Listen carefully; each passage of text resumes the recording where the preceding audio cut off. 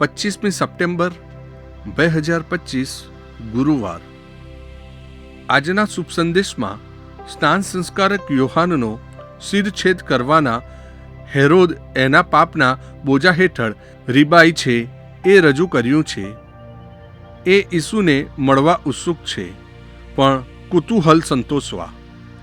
કદાચ એને ભય હશે કે સ્નાન સંસ્કારક યોહાનની જેમ પ્રભુ ઈસુ પણ એને એના અન્યાયી કરતૂતોનું ભાન કરાવશે.